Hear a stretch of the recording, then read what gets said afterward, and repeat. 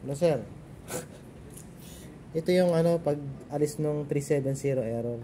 Una, patayin nyo yung makina. Totally shut down. Yung walang nag-iilaw. And then,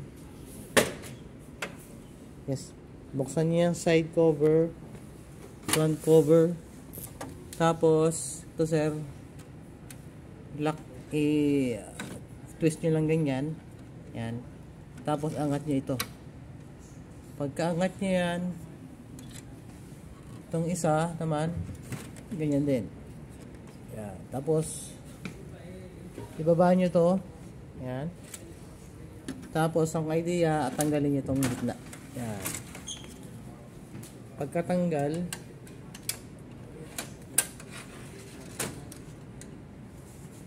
sa ilalim niyan sir, may makikita kayong itong gitna na to, bakal. Yan. May tatlo yung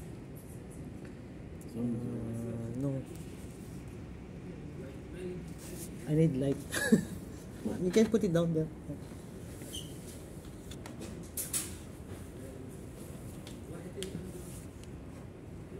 Yan.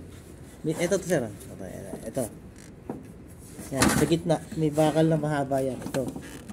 Yan. Meron yung tatlong sensor. Ito. Ngayon, linisin nyo yan. Dito, apain nyo lang yung ilalim. Linisin nyo lang ng daliri. Tatlo yan eh. Sa gitna, saka magkabilang gilid, sa dulo doon. Gitna, saka dito sa harap. Sa ilalim lang, kapain nyo lang sir. Tanggalin nyo lang yung toner sa ilalim. Tapos, okay na. Tapos balik nyo na lang lahat. Pagbalik, reverse lang sir. Sa slot dito, slot niya.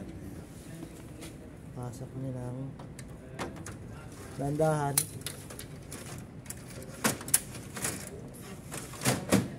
Tapos baba. Balik to. Balik yan. Sarado. Sarado. Tapos on. Ayan. Pagka on nyo, okay na yan sir. Thank you.